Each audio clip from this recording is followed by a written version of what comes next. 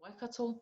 And if there's time, hopefully we may even have questions or discussion.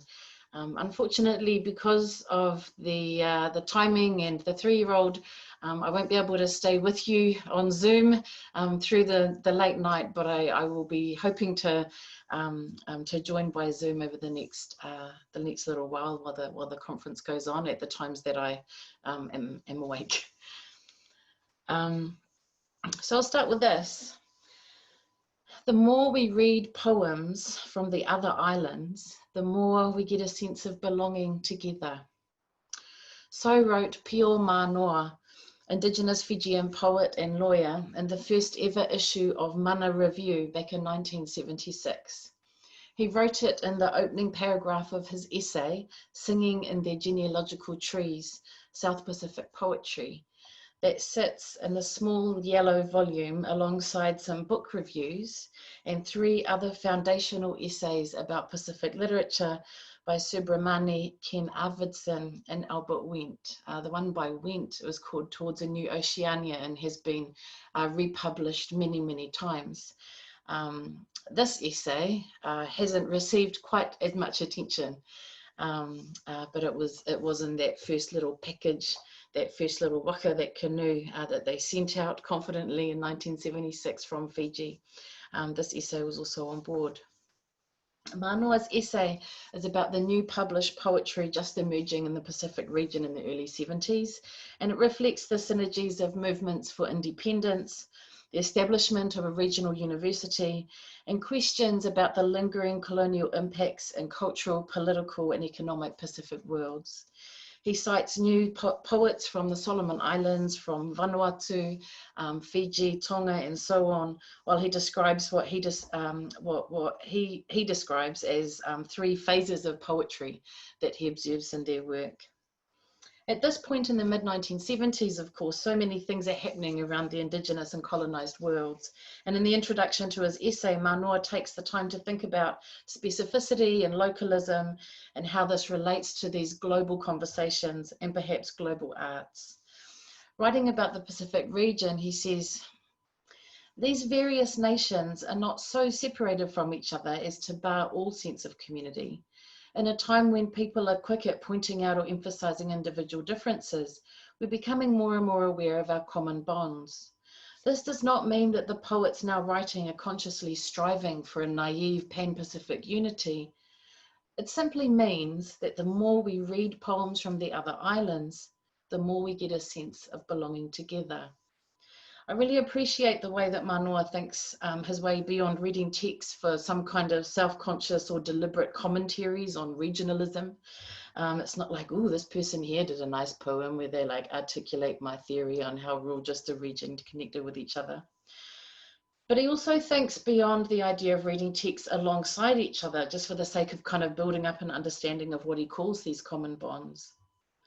I also really like his idea of reading poems from other islands, not simply just to find out about those other islands, or indeed the inverse, to find out more about his own island, but instead to get a sense of belonging together. For Manoa, engagements with texts and with others is not about knowledge of self or others as much as it's about knowledge of connection, common bonds, a sense of belonging together. Albert Wendt has theorized this, as have a number of other Samoan scholars and Tongan scholars, as a concept of the va. It's not so much the person or the other person, the place or the other place, it's that connection between.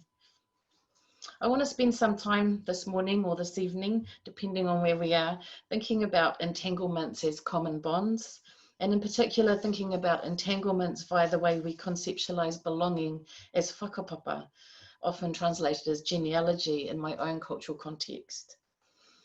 And I'm going to gesture to some of the ways that some of my current research is helping me think through this sense of belonging together with other Indigenous contexts around the Pacific region. But we'll start by thinking about this idea of whakapapa. What is this idea of whakapapa that I'm saying might give us a way of thinking about entanglement? Whakapapa is genealogy, but it's not in a linear sense. It's a dynamic network. It's not a simple family tree. The problem with linear genealogies is they struggle to remember everybody. People get put in their place and then they're not allowed to move from there. There's a couple of people up and maybe some people down, and there's a few over there, and everyone's kind of stuck there, and that's how it goes. Linear genealogies can end up with forgotten people who didn't end up having children. Family trees that get messy because people have children with several different people. And they can be quite heteronormative. There can be some stuff around gender that gets weird in these linear family trees. Whakapapa offers another way of thinking about connection. The Māori poet Jackie Sturm articulates the productively humbling sense of being a carefully positioned part of a massive network. She describes whakapapa as a mark on a page, a notch on a stick, a mere speck of historical dust. In the Māori language, whakapapa is a verb as well as a noun. Genealogy is both content and method of history. Sturm wrote a lot about whakapapa. Several years ago, Selena Tusitala-Marsh and I were introducing the first issue of a little journal called Span that we edited in our capacity as of co-chairs of an organisation called Spatklaus. And we started that introduction with another poem of Sturm's. What is more, there's nothing that has not been before. The new repeats the old. We're simply variations on original themes. Why are you dismayed? We carry history in our genes like messages in bottles. Selena and I had the task of performing a kind of organisational resuscitation with Spatklaus. We'd inherited this responsibility for an association which had, as we would joke with each other, good bloodlines but no paperwork. Selena's Samoan and I'm Māori, so we did what made sense to us, which was to engage in a bit of genealogizing. In the face of the contradiction or predicament that everyone knew what Spatklaus was, but there was no paperwork that came with the association, we drew from our familiarity with Pacific literatures and scholarship and turned to genealogy to connect across water and time. We wrote, we live in a region in which the politics of selection and representation are paramount. We live in a region which is far too dazzling a creature, as Went put it, to fit inside any volume of writing. We live in a region in which histories and genealogies provide the structure, not only for how we've come to be here, but also for where we will go. Genealogies tie us in with ancestors, but also provide a mechanism to recognize connections with our contemporaries. Genealogies are layers. Genealogies are also created, made, enacted. They're not merely inherited lists or contexts from the past, but purposeful creations of the present. In his famous poem, Inside Us the Dead, Went writes, the sinnet of myth I weave into my veins. And this both enacts and speaks to the act of producing whakapapa. So genealogies, a practice, it's also an artifact, a creation, a network of relationships. When I say that whakapapa is a noun as well as a verb, literally, if I'm speaking in a sort of mongrelized bilingual sentence, I might say that my whakapapa ties me to Taranaki, but I also can whakapapa to Taranaki. And either of them is an absolutely appropriate way to say that I'm from Taranaki, yeah? And the other important thing about whakapapa is that you don't need to consciously know your whakapapa in order for that to be true, right? Whakapapa is knowledge, but it's not only knowledge, right? It's also connection beyond what you know. Charles Royal, a Māori scholar in 1998, talked about whakapapa as an analytical tool traditionally employed by Māori to understand the following, and then he says in brackets, not an exhaustive list: the nature of phenomena, the origin of phenomena, the connection and relationships to other phenomena, describing trends in phenomena, locating phenomena, and extrapolation and predicting future phenomena. So whakapapa is this kind of expansive, weird, multi-level, certainly multi-dimensional network. Māori literary scholar and historian Areni Loda writes and researches prolifically on Māori language writing and texts and histories of the 19th century. And she writes, whakapapa allows for diversity and moreover expects it. So Pio Manoa was thinking about genealogy, or as I would say, whakapapa. He would say yavutu in Fijian. He's thinking about genealogy as he considered the poetry being published at the time. He says, if the poet sings in his genealogical tree, it will be better for all concerned, for the poet cannot sing with borrowed feeling and emotions. He has to sing with his own. Now, when Manoa writes about poets singing in their genealogical trees, we can think about the idea of the tree as a metaphor for genealogy in European cultures. So we have the English expression that we've inherited over here, the family tree. Yeah. So in this way, we can think about a discussion of poets writing from their own context, from their own cultural and ancestral family contexts, right?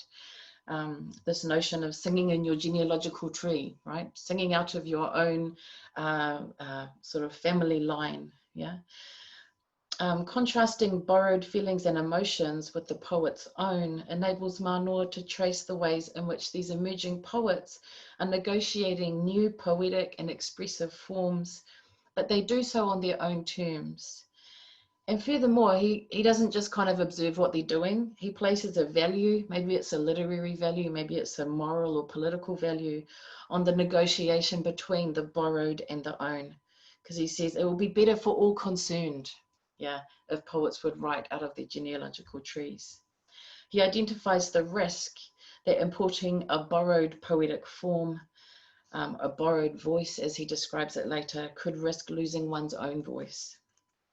There's quite a bit we could stop here and say about mimicry and poetry and the ways the first English language poets from any place both manipulate and risk being manipulated by the things not of their own. And we could also think about the way that framing things not of their own as borrowed rather than violently imposed, for example, leaves room for Indigenous agency. I'm just borrowing English now implies it's temporary and one day I'm going to give it back. It turns out that this idea of genealogical trees is itself borrowed. In the essay, Manoa clarifies that the phrase comes from the French writer Jean Cocteau. I enjoy the playfulness here in which Manoa borrows from a European poet a metaphor for asserting the value of Indigenous-centered, perhaps Indigenous-grounded poetic work. Later, in 1989, Manoa's phrase, or this phrase of genealogical trees, was borrowed again by Hawaii-based local Japanese poet and teacher Richard Hamasaki for the title of his Pacific Studies MA thesis at the University of Hawaii, Singing in Their Genealogical Trees, the Emergence of Contemporary Hawaiian Poetry in English. Hamasaki draws not just on Manoa's essay, but on his title, the title of the essay that was 15 years old by then, to lay some foundations for analysis of Hawaiian poetry. This kind of intertextual echo is whakapapa too. A namesake has the capacity to collapse linear time because in some ways a namesake is the ancestor after whom they're named. And likewise, we can trace whakapapa by following words and phrases as well as by following ancestry and relations. So we've traced these trees from Cocteau to Manoa to Hamasaki, but I would suggest that whakapapa doesn't require linearity. It's also perfectly fine to trace from Manoa back to Cocteau and then in another direction, perhaps on another plane, Hamasaki. So there's a lot we could say about this and it would be very fun. But I want to talk more about these trees. They may be borrowed from Cocteau and later borrowed again by Hamasaki. But in what ways might they also be the poet's and Manoa's own trees? Could there be more to genealogical trees than mere metaphor? In her novel, The Imaginary Lives of James Pōneke, Māori author Tina Makareti provides an articulation of the expansive way that whakapapa connects. She says, what is whakapapa? It's a magnificent cloak that connects each person around the fire to each other person and the places they're from. It is kinship to the mountains and waters and the lands. It is who one is connected to, who one's ancestors are. Makareti reminds us that whakapapa may well connect one to human others around the fire, but it also connects you to the places they're from, the natural world, the mountains, the waters, the lands. If Whakapapa then draws our attention not just to genealogy and human connection, but also to the ways that Indigenous concepts of kinship stretch far beyond human relations. Even if Manoa wrote the essay long before we had fancy words like eco-criticism and environmental humanities, maybe we can think about this idea of poets singing from their genealogical trees, not merely as metaphor for human ancestry, but also as actual trees, mountains, waters, and land to which they're related. I love this description of poetry as singing in the vast network of connections with the natural world. From the perspective of 2020, when we look back to Manoa's 1976 essay, we can't help but notice another Fiji-based Tongan thinker, Epeli Ha'ofa, whose famous essay, Our Sea of Islands, appeared almost halfway between us now and Pure Manoa's essay from back then. And Ha'ofa's essay, of course, reframes the Pacific region as a connecting rather than separating space. But more than this, and I'm sure many of you are familiar with Ha'ofa's kind of famous essay, Our Sea of Islands. Ha'ofa reframes the region as a place in which kinship with the natural environment, its features and its gods and its spiritual essence, is a central factor not only in how we understand who we are, but how we understand our mutual connections with each other across the region. Our connections with the environment around us end up being the kind of the way to crack the code of colonialism that's separated us from one another and actually will enable us to connect with our relations around the region. In his famous essay, Ha'ofa describes an invitation to speak in Hawaii as his opportunity to propose an alternative vision for the region he'd initially sought to develop, because he originally was into kind of anthropology and development. So he wanted to have something better to tell his students than colonial ideas of smallness and belittlement. Ha'ofa writes, I could hold back no longer. The drive from Kona to Hilo was my road to Damascus. I saw such scenes of grandeur as I'd not seen before, the eerie blackness of regions covered by recent volcanic eruptions, the remote majesty of Mauna Loa, long and smooth, the world's largest volcano, the awesome craters of Kilauea threatening to erupt at any moment, and the lava flow on the coast not far away. Under the aegis of Pele and before my very eyes, the big island was growing, rising from the depths of a mighty sea. The world of Oceania is not small, it's huge and growing bigger every day. It's a famous, marvelous, inspiring passage. But what I want us to notice is the way he traces his own intellectual journey, not merely alongside, but entangled with a journey through specific landscape. Being surrounded by the stark and gorgeous fecund environment on Hawaii Island, a place where not only plants but rocks and islands continue to grow. Ha'ofa demonstrates the capacity of his natural surroundings to realign and support his Indigenous perspective on the region. He is taught by the land. But I also want to point out that Ha'ofa understands the Big Island and its world enlarging activity, both literally kind of the island being enlarged and also his world being enlarged as he has this kind of road to Damascus experience and realizes that Oceania is really gigantic instead of really tiny. All of this is happening under the aegis of Pele, referring directly to Pele, the Akua, a deity who occupies an important place in Hawaiian genealogies and histories. In a monograph on the vast Hawaiian literatures pertaining to Pele, Hawaiian scholar and descendant of Pele, Ku'uloha Ho'omanawanui, describes Pele as, quote, the Hawaiian akua associated with volcanic activity, land formation, and hula. And Ho'omanawanui adds, quote, born in the primordial past, Pele is a living ancestor for Kanaka Maoli, Maika po Mai, from the beginning of time to now, and Maika Maina kupuna mai, from the ancestors to us. Yeah, so Pele is able to kind of simultaneously be from the beginning of time to now and from the ancestors to us. Ha'ofa pairs the aegis of Pele with the things he can observe before my very eyes. Certainly his observations and experience are not irrelevant. right? He doesn't kind of stop being himself and just kind of take it all in. He's not kind of the empty vessel engaging with the landscape. His embodied relationship with the environment he describes as significant, but one cannot fully understand Hau'ofa's vision or the context in which his vision was clarified without accepting the role of the spiritual and kinship dimensions of the Indigenous world, sure, before his very eyes, but also through Pele, who's simultaneously Akua, an ancestor. And so we can read Manoa alongside Hau'ofa, and we can think more about Manoa's genealogical trees and the way that those trees, by providing a place from which poets can sing, can ultimately produce a sense of belonging together. For both of them, Manoa and Hau'ofa, the vast network of human and more than human kinship doesn't just tell us who we are, but it connects, maybe even produces Oceania.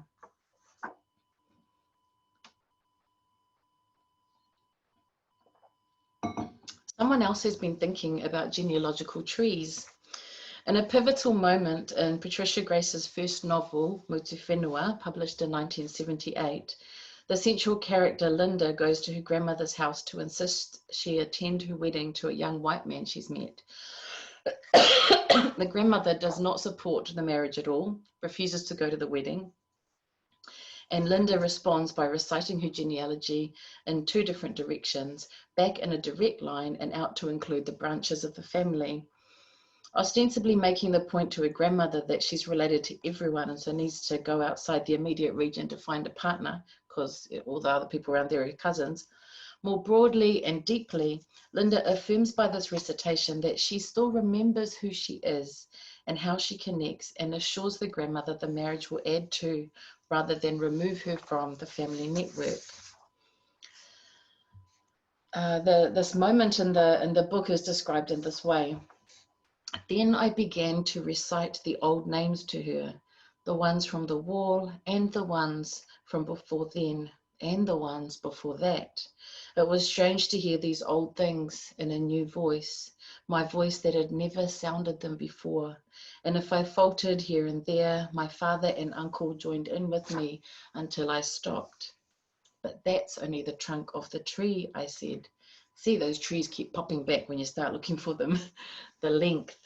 And she nodded, waiting for me to go on. Now these are the branches that spread everywhere. And I continued the recitation, linking every name with every name until there were no more. And every branch reaches out, I said, touches every other.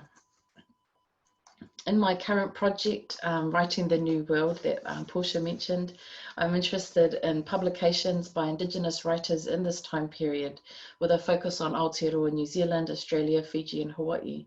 My main focus is on publications in periodicals, although not only on those. In April 1955, the New Zealand government monthly magazine called Te Aohau, launched only 3 years earlier, and initially aimed at conveying government messages to a Māori readership. Te Aohau literally means the new world, and it was an attempt to make us modern. Published 8 samples of Peitehuri Nui Jones's translation into Māori of the 19th century Edward Fitzgerald's English popular translation of Persian poet Omar Khayyam's The Rubaiyat. A small editorial note accompanies the 3 pages of poetry and illustrations in Te Aohau, as well as providing some context of the translator and source text the editor enthuses.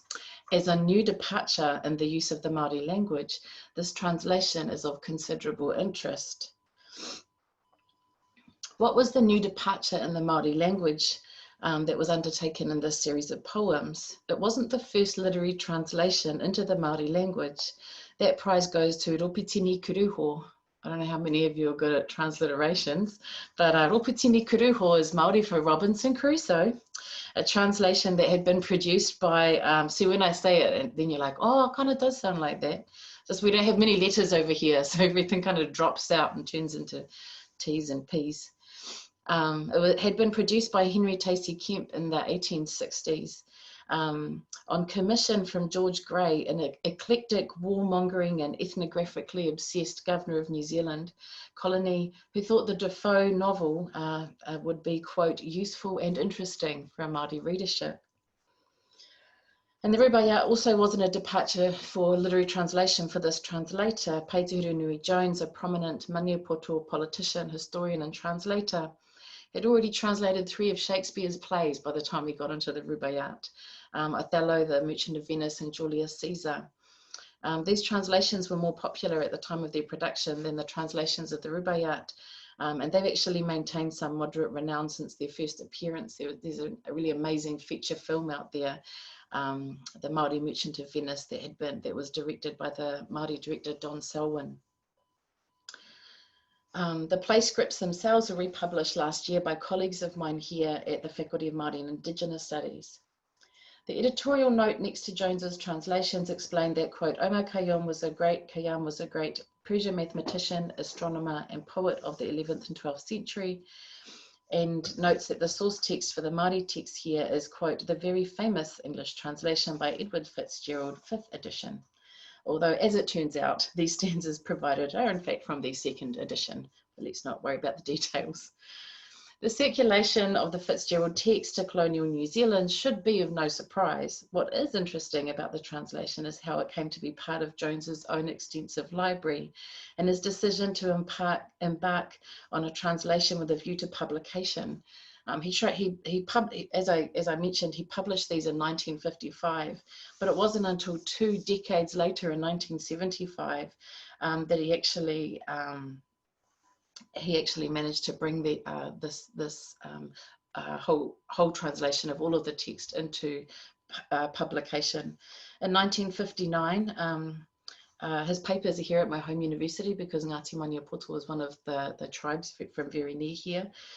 There's a letter in his papers where he's kind of writing to a publisher and he's saying, well, how much would it cost if I paid for it myself then? So there wasn't that much interest commercially for the translation, but it did finally come out in 1975.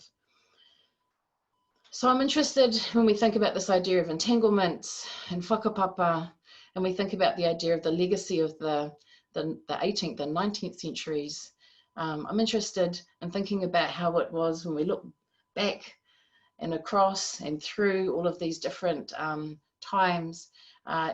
These texts have already kind of been brought into our whakapapa, have already been networked into this place in really interesting ways. And so what I'm interested in is the way that the 20th century Indigenous writers of this region are reckoning with these literary texts that are coming across to them from the 19th and in fact 18th centuries. As a side note, shortly after translating the Rubaiyat, he continued, Peitahuru Nui Jones continued his interest in Māori proximity to the poetry of what we might now call world literature when he produced a biographical treatment of a 19th century woman poet, Puhi Wahine, which he first published in Te Aoho, the same periodical, as a series of different publications, and then he popped them all together and they're available as a book. In which he playfully emphasised a reasonably widely heard rumour that Puhi Wahine's husband, John Gotti, spelled G-O-T-T-Y, his name was, the rumour was his name was correctly spelled G-O-E-T-H-E, and he was a grandson of the German poet Goethe.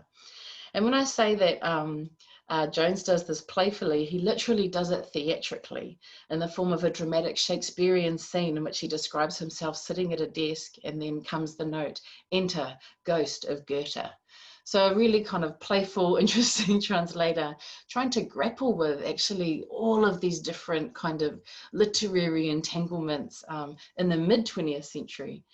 And it's interesting to sit here in 2020 and kind of look at the kind of layers, the multi-layers of kind of engagement, this whakapapa of literary history here. Pio Manoa, who I've spent a lot of time talking about today, I actually did meet, I'm losing track of time. Michael, how long do I have, or Portia? Oh, we've got quite a while, Alice. Cool. Oh, that's good. I just didn't want you guys to be awkwardly like going, hello, you're gobbling up all the time. We can go till 11 if necessary, which is another hour. I was going to say, it's 2 hours from here, so maybe you're 11, not mine. Awesome. Yes. Okay. So back in 2016, I was in Fiji for a conference. You can't read the room in the same way when you're on Zoom, right? It's not like, hello, this person is talking forever. Yeah. The room is enjoying it. All good.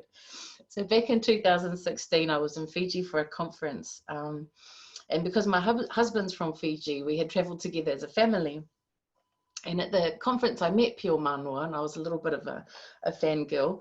And I was a bit shy to go up and say hello properly because he's so amazing and all the rest of it. And I enjoyed hearing him read a couple of his poems. He's an older man now, obviously. But at the conference dinner, he and my husband sat down and did what we do in this region, which is that they whakapapa, right? So they sat there and they're, oh, okay, and who are you related to? And really, oh, my husband used to work with his daughter when they worked in the Ministry of Health and blah, blah, and Fiji, all the rest of it. Turns out they're from the same island, of course they are. So they're like best buddies. We all end up down at the pub after the conference dinner. And then, so I end up, through my connection with someone else, right, my husband, having this conversation with Pio Manua. And I was telling him about the work that I'd been doing on periodicals from the 20th century and that I was interested in looking at a few more. And he told Vulu and myself about a Fijian newspaper called Ngā Mata. Ngā Mata was a Fiji language newspaper that was published for over 100 years. Monthly, and very, very little critical work has been done on Ngā Mata. And he said, look, if you guys want to do something really cool, you guys should go and really have a look at that. We were living in Australia at the time, and Vula's cousin was playing for the Brumbies. That's the rugby team from Canberra, and we were in Sydney, about 3 hours north. So we would like go to the Brumbies games, and then we'd like pop over to the National Library of Australia. It's good to have a balanced life, I think. We'd pop over to the National Library of Australia, and then we'd spend some time looking through. They had a small number of copies of Ngā Mata. A really, really fascinating newspaper. So much work to be done. So I was joking before about whether you guys could understand Ropitini Kuruho, right? Oh, can you hear that? That sounds like Robinson Crusoe. Well, when you get used to kind of working in different Pacific languages, you kind of do develop a bit of an ear for some of the transliterations. So I'm like, I'm not really reading Ngā Mata because I don't speak Fijian, so I'm not able to read it myself. So Vula's reading it, and I'm on the iPad taking photos, yeah. And then this word catches my eye, sinipati. Sinipati sounds like a transliteration. It doesn't sound like a Fijian word, sinipati. And it said sinipati, and it had another word next to it. So I say to Vula, hey, what's this word? He goes, oh, it's someone who sails a boat. Oh, okay. So here we have, in the first decade, in fact, is it the 1902 or 1903? I should have written that one down. A translation of Sinbad the Sailor, yeah, into Fijian. Published, serialized and published in this newspaper in Fiji for Fijian language readers to enjoy, yeah, alongside a whole lot of other things that are also being shared, translations of news services from around the world, telling people what's going on, also news and events, political things from around Fiji, and also kind of these sort of often quite condescending and bossy sort of colonial, a word from the colonizers. This is how you should be running your lives, and stop doing X, Y, and Z. And amongst all of that, the serialized translation of actually a number of the different stories from the Arabian Nights. Turns out the Arabian Nights was a popular text for translation into Pacific languages. Noilani Arista and Christina Bakalega have written about its appearance in Hawaiian. And I have a PhD student working on a church newspaper in the Samoan language, Le Sulu o Samoa, and she's been having a look at a translation of the Arabian Nights into Samoan. We're having a hard time tracking down a copy of it. What we have found in the newspaper is advertisements for the fact that this text is available as a whole text, but it's serialized. Some of the stories have been serialized in this church newspaper. So we have all of these texts that are arriving in these Pacific sites via particular English colonial journeys and then being absorbed alongside other news from around the world. I'm early in the part of the project that engages Ngā Mata, this extraordinary monthly newspaper. And as I said before, it hasn't yet been treated to systematic or really any critical scholarly treatment beyond a small number of historians who have dipped in and out to extract a few nuggets. The translation of Sinbad was later published for use in schools by the Fiji government and joins a really remarkable lineup of translated novels that students in Fiji read in school for several generations, and in the case of a few texts still do, partly because books that are published overseas are very expensive to purchase in Fiji, and so the local printers just kind of keep printing the same texts.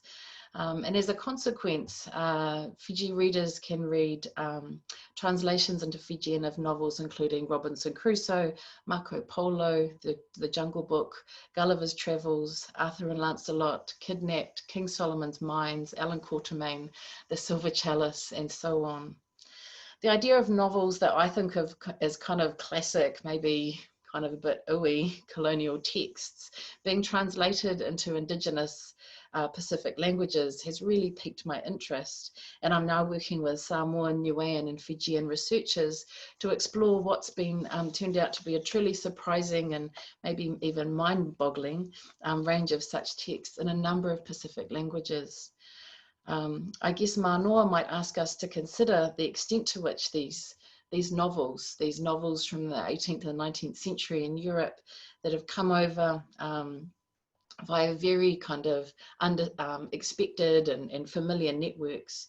These texts and maybe their translators could perhaps still be singing in their genealogical trees, if we think about genealogical trees in really kind of networked ways, but perhaps even grounded ones. Certainly, I'm really interested in thinking about these texts as part of the network or whakapapa of texts that in many ways may now belong to this region. So one of the things that has always struck me about the moment when Linda in Mutu Whenua is reciting the genealogy to the grandmother, yeah, is that the genealogy, she goes back, yeah, and the genealogy goes out, each branch touches all the others. But the genealogy is not only recited by herself, right? Genealogy is an inherently collaborative act. And there's a moment where she says, you know, when her own voice falters, her father and her uncle join in, yeah, to get her, and then she gets going again. And one of the things that I've been thinking about a lot is the way that we have, in some ways, we sometimes do risk, I think, in the 21st century, particularly as we get really enthusiastic about Indigenous studies and colonial studies and all this new work. And, you know, when I was doing my PhD, all these books weren't there and now they're all there and it's very exciting and it's really, really hard to keep up with all the stuff coming out. It's a bit overwhelming. I think we sometimes run the risk of not maybe having the time, maybe having the space, but maybe not having the imagination to engage with the critical work from the 20th century, and in particular the mid-20th century by Indigenous writers. Why is it that of the 4 essays that were published in 1976, only one of them has really kind of kept paddling around the region and doing its work? So one of the things that I've really enjoyed about the project that I'm doing is it's kind of really nudging me to make sure that I'm engaging with this critical work of Indigenous people from the mid-20th century, and not reading them just as kind of signs of their time, but thinking I can engage this work and it can help me, it can nourish me, it can challenge me as a scholar. I want to engage with this work as critical theoretical work. And I think it would be a bit weirdly colonial and condescending if I just tried to kind of say, well, kind of like a poem in another form. I think we run the risk sometimes of looking across the Indigenous world and having a little bit of bookshelf nullius, kind of assuming there's not really that much out there, which is maybe sometimes that we can have this in particular when we feel a bit overwhelmed by the sheer exciting, exuberant new work that's appearing. And so I guess I'd like to share my enthusiasm for that work, not as a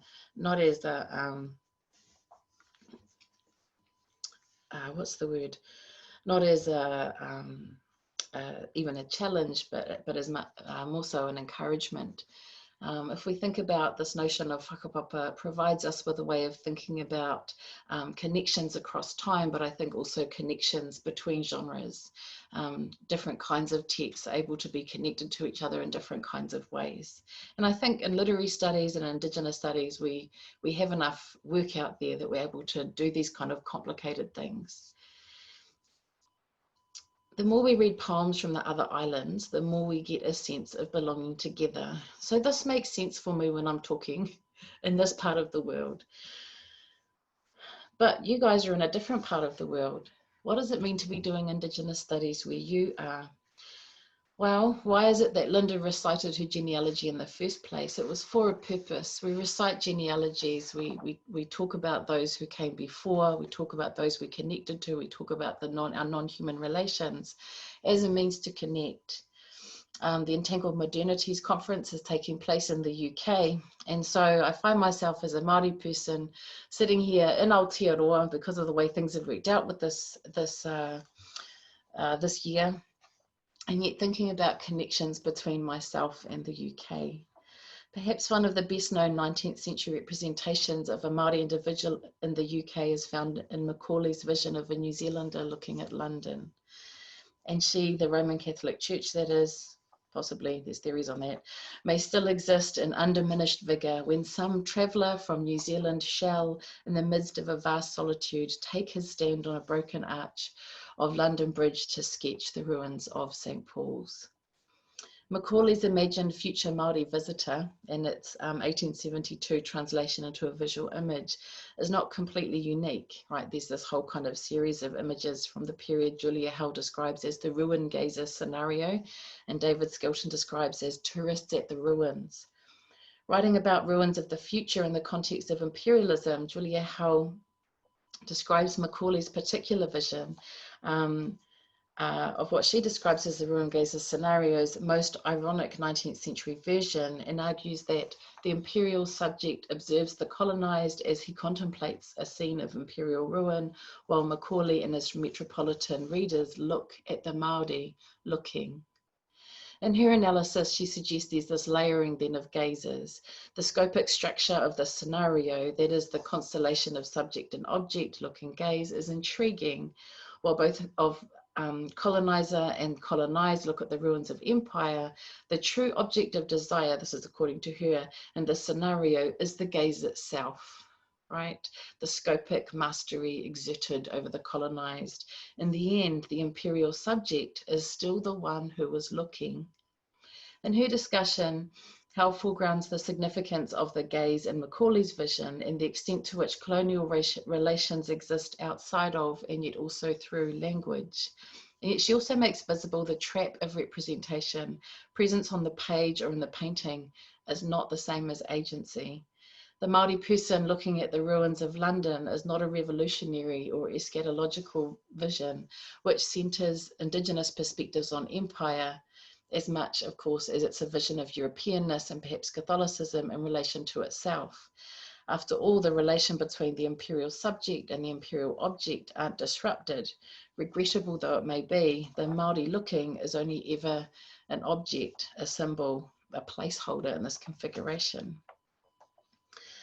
This image is one way of imagining Māori in the UK as symbols, as emblems, as out of place, not only because of their distance from a spatial home, but also out of place in the way that American Indian historian Phil Deloria means in his book, Indians in Unexpected Places, anomalies which serve to reinforce rather than undermine expectations.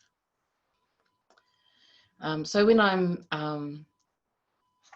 I thought about coming over to present in person at the conference, I reflected a lot on this idea of the Māori person sitting there in London looking across, and this kind of, you know, my gaze as a Māori person on your whenua, in your place, and then my kind of, I guess, asking or inviting for you to look at me looking.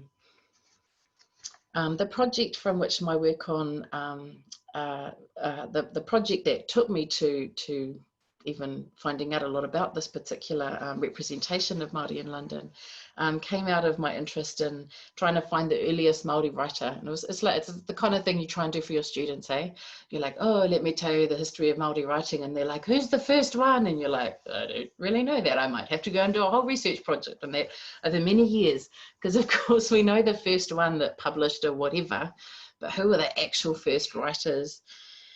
And of course what happens, and we shouldn't be surprised by this when we think about Ho'ofa and we think about Manoa, and the way that they encourage us to remember the connections between our islands, which has to do with the mobilities of Indigenous people in this place, that all of our first writers first wrote outside of New Zealand. Some of them wrote in Australia, some of them wrote in other parts of the Pacific region, and some of them wrote in London or in other parts of the UK.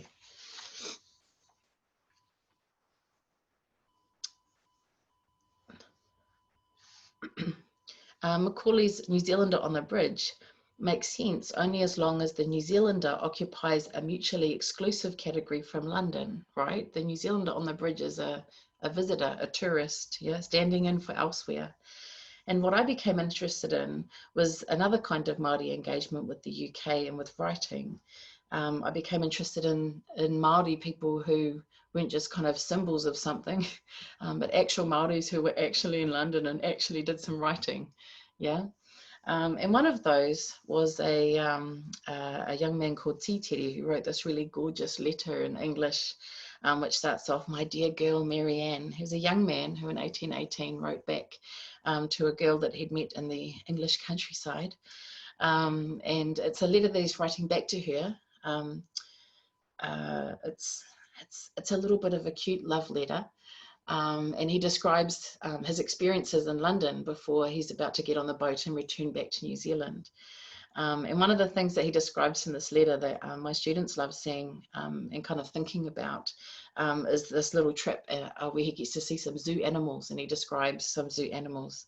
And this is the clumsiest segue ever to the elephant in the room, because he actually describes an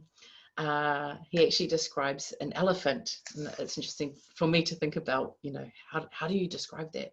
And how do you describe that to Marianne when you're about to head back to New Zealand? So the elephant in the room for me is, what does it mean to do Indigenous studies in the UK? And it's not really a rhetorical question. It's a question that I'm really interested in the many possible answers to. In many ways, of course, doing Indigenous studies in the UK is the same as doing Indigenous studies anywhere. It's about where you are, and it's also about your connections to other places. One of the things that becomes tricky, I think, is the ways in which we like to talk about colonialism through terms like entanglements and stuff, but sometimes that can detract our attention from things like power and violence, oppression. So entanglements with colonialism are not just analysed in universities, but they're also maintained and produced in universities.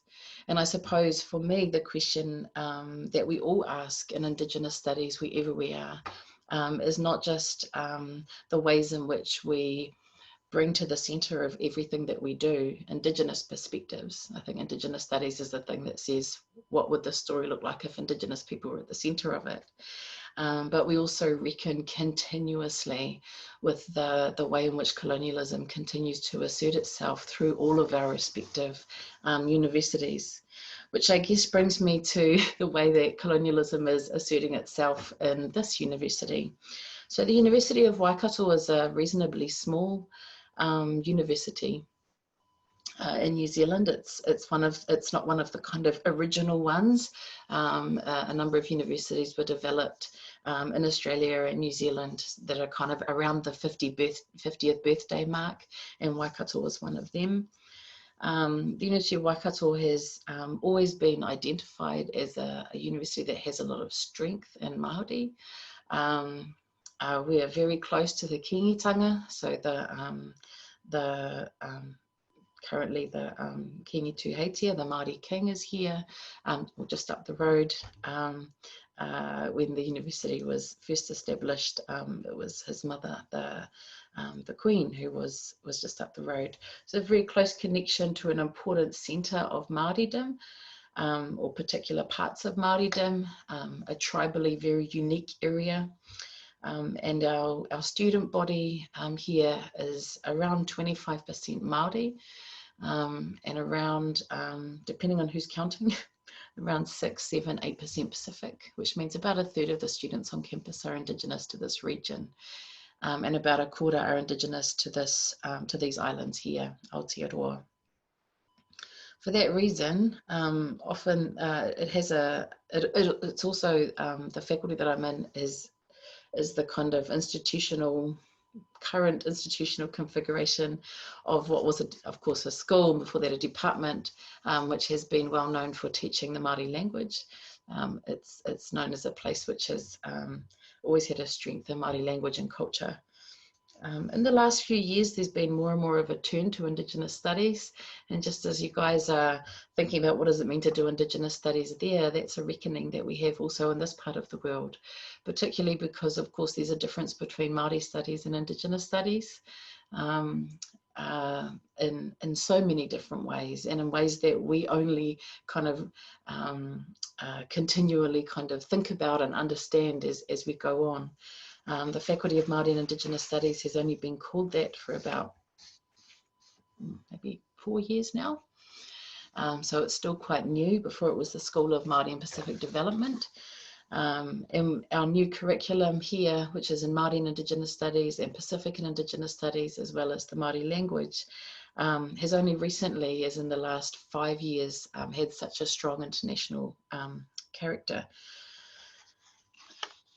Here at the university, as with any other New Zealand university, and in fact any other university around the colonised world, it's one of the bastions of colonial power. Māori academics make up a very small proportion of the academic workforce in this country, even though we're quite noisy. So you might think there's lots of us, and there are quite a few. We're still drastically lower than the proportion of the population.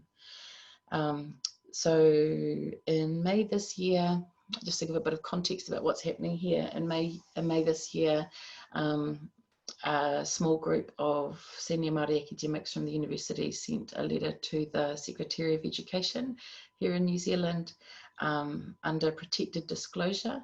And that's our whistleblower legislation, because the academics here had a kind of real fear of retribution from the university, which they called out for racism. The letter alleges structural racism throughout the institution with, unsurprisingly, very damaging effects. So a number of things have been going on here. There's some HR stuff. I know a number of people may have heard about some contracts not being renewed. In particular, one of the stories which has really been flying around the world in the last week is the non-renewal of the contract of Professor Linda Tuhiwai-Smith, who's my colleague just a few doors up in the corridor, whose contract at the university will now finish in December this year. It's not been renewed by the Vice-Chancellor. The university has commissioned, there's a lot of media attention on the situation here. The university has commissioned a review which was undertaken, they announced it last Friday, it was undertaken this week. There'll be a report next week. So that's, you know, quite fast, really, for a really big thing. I might have thought it would have taken a bit longer, but there you go. And so there's a whole lot of things happening over here, and it's a little bit watch this space, but the situation is unfolding. A number of other things are happening at New Zealand universities where Indigenous academics are noting the way that racism is continuing to restrict us in the academy and restrict people from coming through into the academy. So I guess I I would like to end by thinking about this idea of, there's this idea that Pio Manoa has near the end of his essay, because I told you that he talks about these kind of 3 phases, right? He's like, oh, first they do this, and they do that. And what I find interesting is the last one.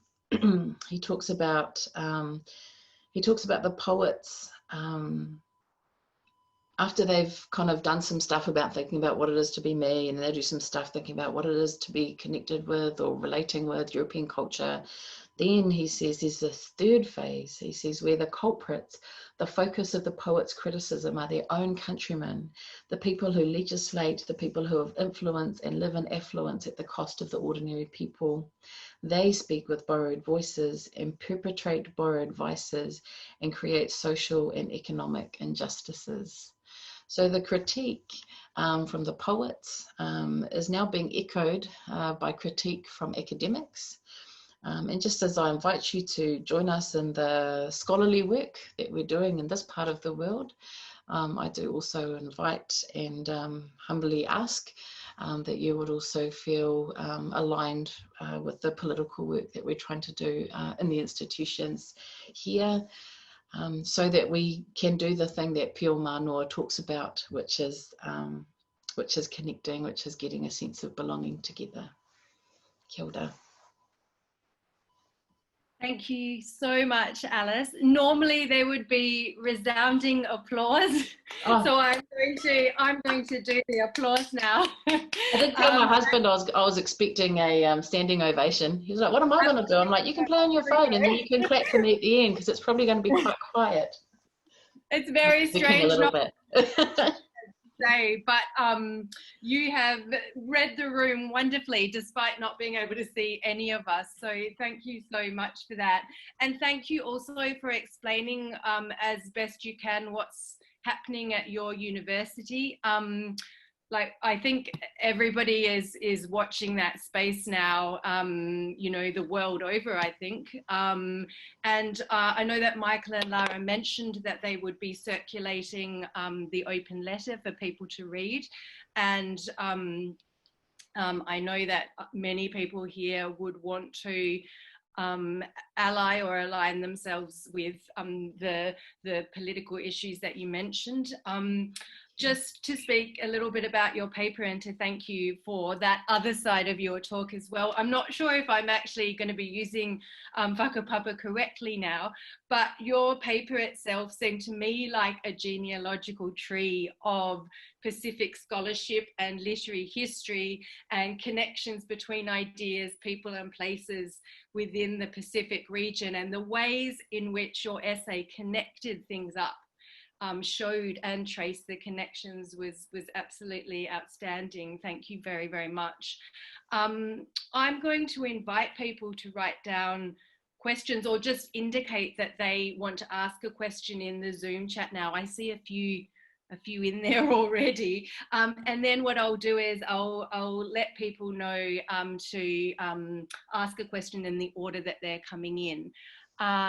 So I think the first one here is Maggie Bowers, is that right? If we could start with Maggie. Thanks very much, Alice. I could have listened to you all day, honestly. That was wonderful. Thank you.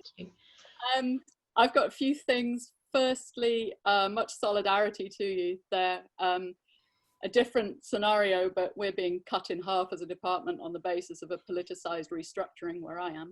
Yeah. Very painful process where we're just waiting for letters in the next few days. Oh, yeah, but solidarity to you. Just very briefly, in answer to your question to us, which positions me as well, which is that I've got an overwhelming sense of a lack of knowledge when it comes to Indigenous studies from the UK. I feel like I always start my work trying to embrace that sense of uncertainty and insecurity in relation to the subject matter. On that note, my question is also coming to you as somebody who I do focus on North America or on the Americas generally. So I'm also asking really for my research student because she's moving into questioning questions around the Pacific region. Now, I was really struck by your Pacific vision of your work, but I know through what we've been discussing, myself and my student, there is some resistance to an inclusion of Maori into Pacific Indigenous studies. I see that as belonging to the perceptions of uneven modernity in the region. But I'm also very interested clearly in your idea of the genealogy and the collapse of linear time. And it seems to me that these are two seemingly opposite directions. And I wondered if you think that tension remains, or if you feel that from your perspective, genealogy can overcome the tensions that are being perceived in that way. And can I say hello to your husband in the room there, because I'm sure he has also some interest in this topic. Are you going to say hello? Oh, there you go. Here's his hand. He's really there. Thank you. That's an awful situation you guys have going on over there. I know that all of us in the sector around the world are faced with all kinds of crises, and I think one of the things that I think we're all probably thinking is what are the ways that crisis management, which may need to happen, hopefully doesn't end up replicating very familiar power structures. Who's going to be kept and who's going to go. This is not completely disconnected from the reasons that the people decided to do this under whistleblower legislation. Because if you need to sack a few people, you might as well start with the people who are calling you racist. So kind of first, solidarity back, and thanks for your engagement with what's going on over here. Also, one of the things that I think is really important, and Chadwick Allen is a good friend of mine. He's also kind of a mentor, and he and I spend a lot of time talking about when you're doing kind of comparative trans-Indigenous, or actually any Indigenous studies work, you spend a lot of time realizing how much you don't know about anything. And that's just always the starting point. And sort of thinking about Pio Manoa's kind of vision. It means the more we read poems from the other islands, the more we get a sense of belonging together. Doesn't mean we need to have read all the poems before we can say anything. We read one and we have a little think about it, and we read another one and we get a bit of a think about that. And over time, and I think also through our students, we get to connect, and we don't need to make all the connections. That's one of the things that I think is really important about Whakapapa, and about the way that it's more of a network than kind of a tree. One of the things I was talking about was kind of the idea that linear family trees can forget people quite easily, including for example, childless people. Who's going to remember my great uncle who died in the war, who never came back, because 3 generations from now he won't have descendants. Right, so we have to frantically rush around naming boys after him in every generation to make sure we don't forget, right? So one of the things about a kind of quite networked, I think, sense of Whakapapa is that we don't have to do all the jobs, right? We just did some jobs, and then someone else does some other jobs, and someone else does some other jobs. I think the only danger is when we try and do all the jobs, right? When we try and think like, I have to use the kind of linear, weird, heteronormative, genealogical kind of metaphor. I have to be the person that reproduces, because otherwise this whole line's all over, right? And so I think there's something about going, it's all right, like there's other people doing the work. What I have to do is the connecting, the reading the next poem, the making the next connection, the working with the student. So actually I think feeling like you don't know very much is a really powerful position. And I think the danger is when you stop thinking that. So that's how you know your brain's still working in Indigenous studies. I know that sounds flippant, but this is something that Chad and I have spoken about a lot. There's just always more, because Indigenous studies is about specificity, right? There is so much I don't know about my own cultural context, let alone anyone else's, right? And so I think if we think about and this is why I like this idea of thinking about kind of the collaborative work, right? The kind of the fathers and the uncles is the way that it's expressed in this one novel, Mutu Whenua, but you know, other people can chime in and help you kind of can help us as we try and recite and frame and make connections. In terms of Māori connections with the region, so I wrote quite a bit about that in my book, and one of the things that really struck me about the book when I was writing it is that some people apparently were completely unaware that Māori weren't normally considered to be part of the kind of the Pacific, and in particular in other parts of the region, right? So I have this kind of anecdote I think I actually shared in the book where a good friend of mine who's a Chamorro historian now based at UCLA was doing his PhD in history at the University of Hawaii, when I was doing my PhD actually somewhere else in the States, but I came over to Hawaii for a year, and then I met him at a talk or something quite early in my time there, and we were walking through campus, and he said, oh, I heard there's another Pacific Islander in the English department. And I was like, oh, who's that? And he goes, it was really awkward. I was like, oh, I said the wrong thing. And he said, I was talking about you. Right. And so there's this kind of way that for other people in the region, sometimes it seems really, it's kind of normalized, the idea that Māori people might be part of the region. Having grown up here, certainly that wasn't normalized. And I think one of the things that becomes really important is both not trying to be in denial about the reasons that Māori are not always part of the region, are not always understood as Pacific, don't always understand ourselves as Pacific. But then also to kind of push for connection. I think a lot of the concerns of parts of the region are really connected to political status, economic status, Indigenous connections, relationships with settlers in their various places. And it means that there are different parts of the colonial languages spoken, and so there are sort of parts of the region that kind of connect with each other and then have sort of really different interests to others. I do think that there's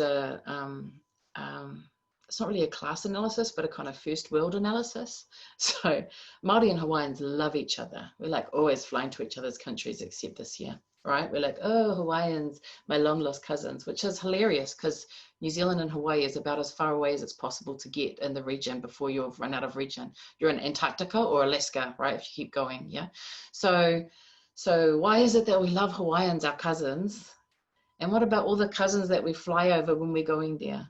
Yeah, and I think that's a first world, third world thing, right? And I think that we need to, on the one hand, go, yeah, because we have a lot of struggles and a lot of hopes and a lot of, a kind of legacy of connecting with one another around things like language for revitalization, activist networks, and so on. And then there is also the other side, which is the more awkward, kind of tricky stuff, right? Around, I think we like Indigenous people who are first world Indigenous people, not those third world ones, yeah? So there's a lot of decolonizing work to go on there. So I think one of the things that I have become aware of the more that I've come to understand the region is that Māori not being part of the region is not the only kind of configuration that says these people are buddies and these guys aren't, and so on. So there are so many ways that we need to continually decolonize the ways that we think about connections across the region. One of the things that we talk about a lot in this faculty is the relationship between Pacific Studies and Indigenous Studies. And our subject that we offer here is not called Pacific Studies, it's called Pacific and Indigenous Studies. And the reason for that is that we want our students to be trained, our Pacific Studies students to be trained in Indigenous Studies as well. Because what we see happening in the New Zealand context is that students who are wanting to study Pacific Studies actually also want to think about indigeneity. I think a little bit more, particularly the students who are growing up in New Zealand, but actually also some of the students who are international students, like the relations between indigeneity, those conversations, and Pacific Studies, even if a lot of kind of old school Indigenous studies doesn't really look at the Pacific except for the first world ones, and a lot of old school Pacific Studies doesn't really look at Māoris, or right, yeah. But actually, our students are curious about, and I think interested in thinking about the relationship between Indigenous studies and Pacific studies, and that's why we teach that in this way, in this faculty. I don't know if that helps. Sorry, that was very, very long. Went all over the show. That's okay. I was just going to say we are running out of time a little bit. Okay. So and we answers next time. a few questions still remaining. So I'm just going to pass over to Eva now. Yeah, thanks a lot again for your presentation. I really appreciated every single minute of it. Again, I could have listened to you much longer. Which brings me to the topic of my question, the connection between time and Whakapapa. The idea that this particular form of genealogy and reciting that genealogy stretches beyond the past and into the future. I found that really, really fascinating. As a historian, this is what we are being trained to do. Right. But reciting it, singing it from a tree, or sitting in a tree, or maybe even singing the tree, is something different, I suppose. But this is something I can only guess, because this is not part of my cultural tradition and not part of my disciplinary tradition. And I would be interested in your thoughts about how to translate that between, traditions and disciplines.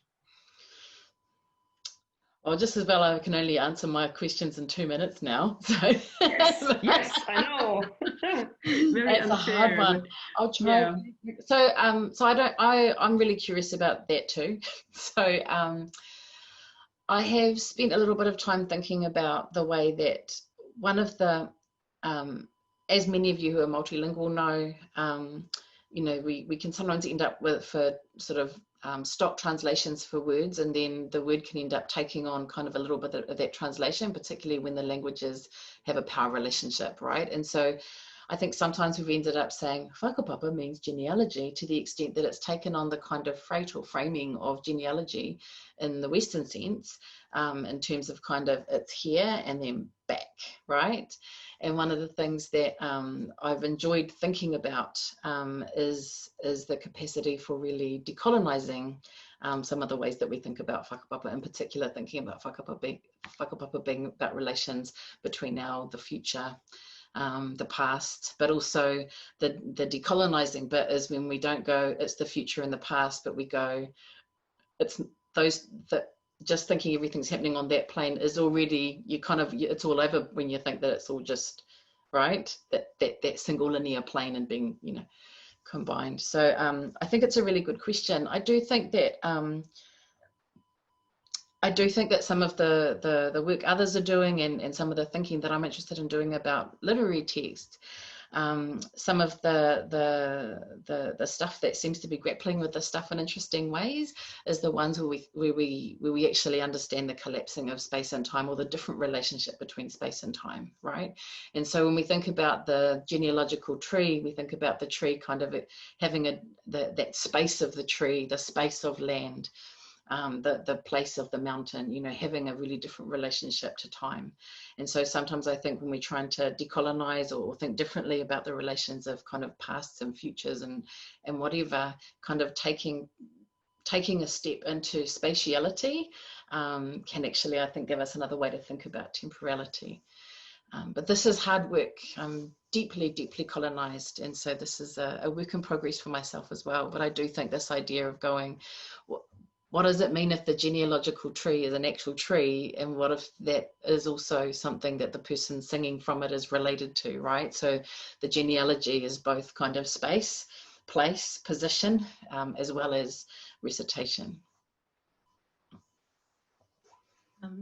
Thank you. So we have 2 questions and about 7 minutes, and we're also out of time. But I hate to binge you with time. I really hate it. So Michael, there's your question, and then I've got one from I'm not sure if I'm pronouncing the name right, Ananya. Do you want to go, Michael, and then we'll Hopefully. Oh, well, look, I'm a convener. Maybe Ananya can have her question. Okay. Ananya? Thank you so much, Michael.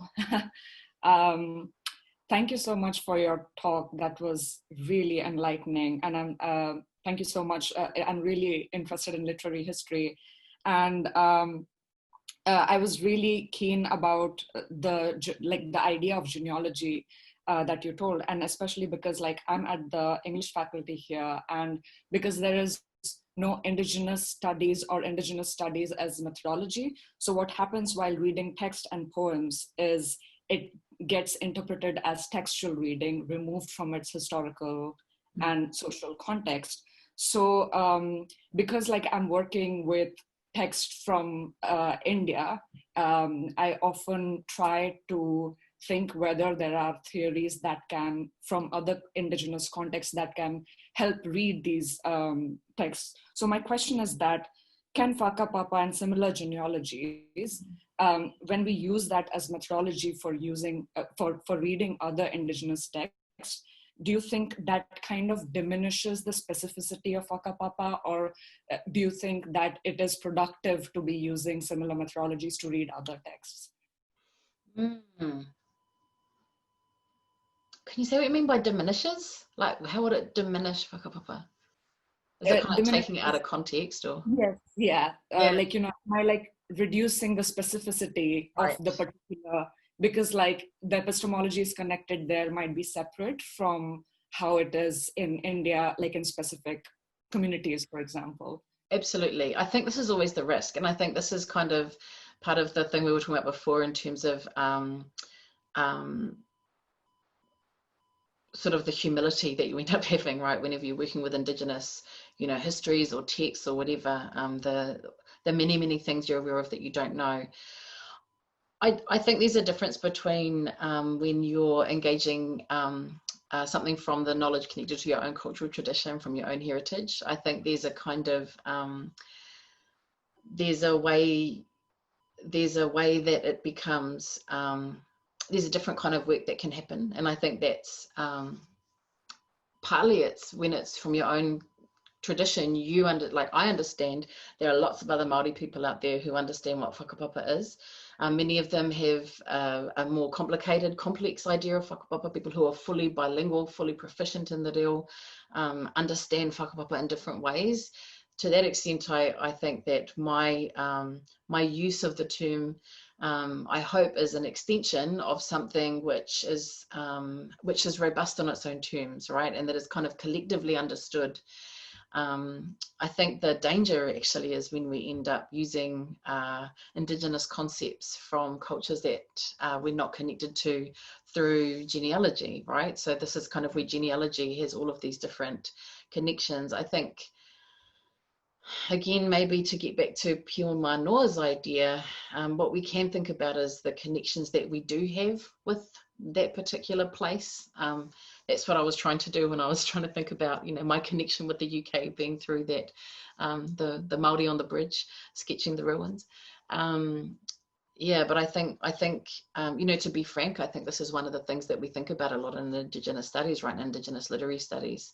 A lot of really bad critical work, or uncritical maybe work, is done when someone goes, oh, I have the Wikipedia page here for an Indigenous concept. I'll just slap it on a novel and call it analysis, and I think the thing that enables that to happen is not understanding that concept of Whakapapa is, as you say, part of this kind of epistemic kind of structure, right? This is one part of a much bigger thing. Yeah, but I think it's important. I think the risk is there. The risk is there of appropriation, and I think we can also risk appropriating our own cultures. And I think this is, the risk is there, but I think not taking the risk is kind of like, let's not do that. So I think being really careful about the way we do this work, and I think always kind of gesturing to the others who know about these concepts, so that we're really kind of going, I'm using it in these terms and these ways. And that's enabling me to do this work rather than here's my concept, I'm the expert, I'm rolling it in, I'm doing my thing, if that makes sense. That's my thinking about that anyway. Michael, it's sort of 4 to 11 now. Do you want to ask your question? It was a very open-ended question about Albert Wendt, who Alice was trying not to emphasise anyway. So perhaps it's appropriate that my Albert Wendt is swallowed up by the time. No, it's not a big issue. So amazing. Thank you very much, Alice. Really fun. I might be caught in chaos here, but I think it would be really great if everyone could unmute their volume for a minute and actually just give Alice a clap. Is that caught in chaos? Yeah. No, do it. Okay, let's give it a try, everyone. If everyone could unmute. We're just...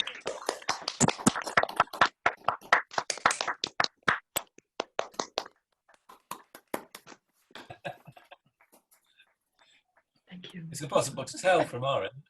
No, it's difficult to tell, but an experiment, shall we say. I just want to thank Alice again one last time. I hope that your daughter is ice cream free and asleep by this point, and that you guys can go home, have a nice glass of wine.